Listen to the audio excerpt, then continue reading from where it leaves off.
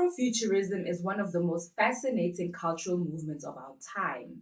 It blends science fiction, history, art, and fashion to reimagine new futures for African and Black people across the globe.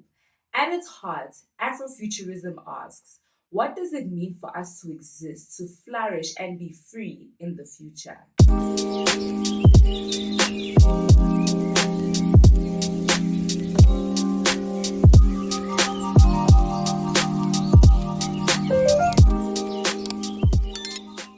Hey guys, welcome to my channel. If this is your first time here, then welcome. My name is Linda Mdlalose and I am a communication scholar, researcher, and storyteller.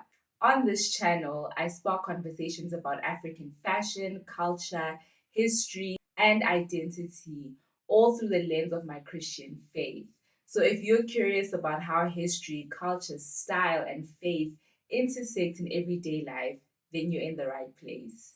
In today's video, we will be exploring Afrofuturism, its roots, some of the themes found in Afrofuturism, the supernatural and spiritual, technology and power, as well as Afrofuturism in practice. As a Christian, I approach this movement with both curiosity and caution. I deeply respect the creativity and cultural power of Afrofuturism, but I do not endorse all of the spiritualities and philosophies tied to it. My aim here is not to endorse Afrofuturism as a belief system, but to study it critically and see what it reveals about African imagination, liberation, and identity, and where it converges or clashes with my faith.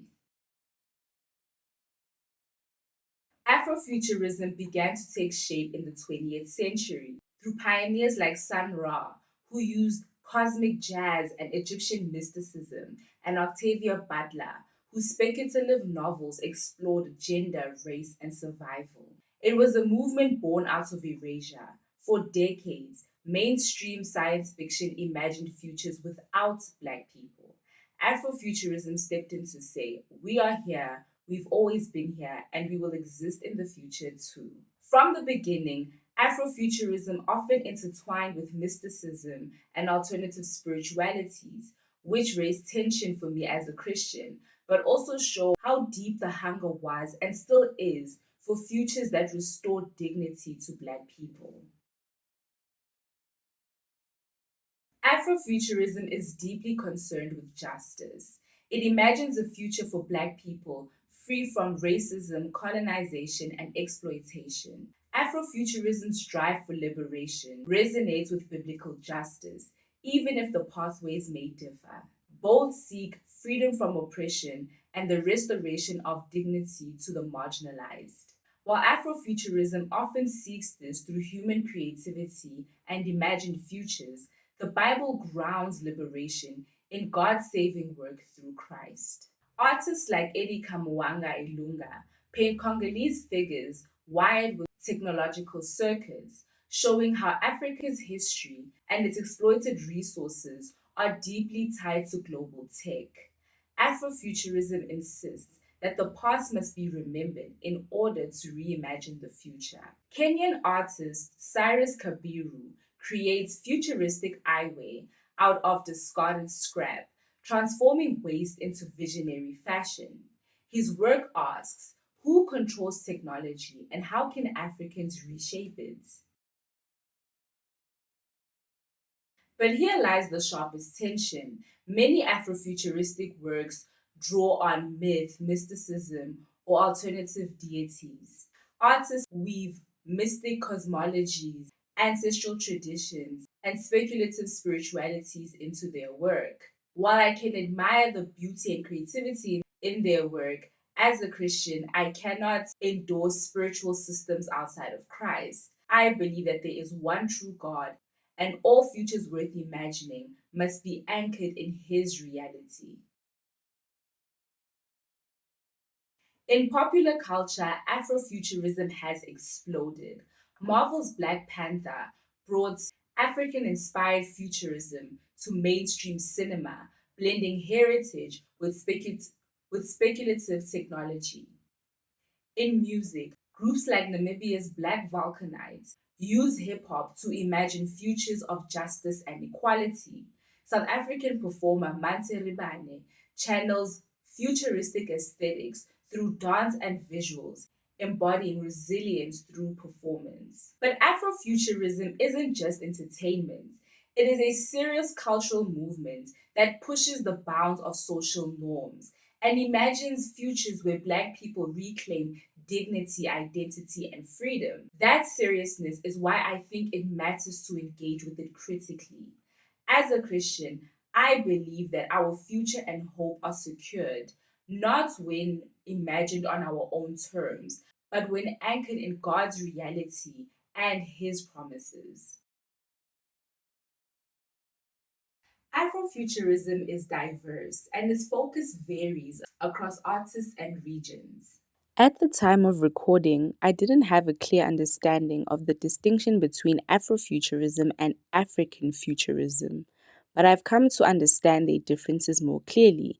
Afrofuturism largely reflects the experiences of Black communities in the diaspora, often responding to alienation, cultural erasure, or being left out of imagined futures. It uses science fiction, cosmic imagery, fantasy, and technology to reclaim space for Black identities that have been displaced or marginalized in Western societies. African futurism, a term coined by Nnedi Okorafor, is rooted directly in African culture, history, languages, and spiritual worldviews. It imagines the future from the continent outward, not through a Western lens, and often blends technology with indigenous knowledge systems, mythologies, and lived realities. For example, Okorafor's Who Fears Death draws from real events on African soil and incorporates a West African script to envision a future shaped by local histories rather than foreign influence. Kenyan photographer Osborne Masharia creates Black universes that remix heritage with futuristic imaginations, blending past, present, and speculative futures. In short, Afrofuturism speaks from the diaspora's experience, while African futurism centers Africa's own perspectives, technologies, and futures. Afrofuturism raises good questions. Who gets to imagine the future? How do we heal from the past? What will liberation look like in the future? As a Christian, I can affirm much of the longing in these questions. The Bible too speaks of justice, liberation, and new creation. But I must also be clear where Afrofuturism turns to ungodly spiritualities, I cannot follow. One scholar notes that Afrofuturism provides the ammunition needed for the fight for racial and social equality. That is true. But for me, true hope does not lie in myth, mysticism, speculative religions, or human creativity. True hope lies in Christ, who promises a redeemed creation and a future where every tear will be wiped away. So for me, Afrofuturism is not the final answer, but it is a conversation worth having because it reveals the wounds of erasure and the hunger for dignity. It honors African creativity, memory, and resilience. And it also challenges us as Christians to ask ourselves how we too are imagining the future. And there you have it. If you liked this video, please give it a thumbs up. Feel free to check out the other videos on this channel. And if you feel like this is something that you can rock with, do subscribe. Please let me know your thoughts on this topic of Afrofuturism in the comment section below. Let's have a conversation. How do we as Christians imagine justice and shape culture while keeping God at the center? Thank you so much for watching. I will see you in the next video.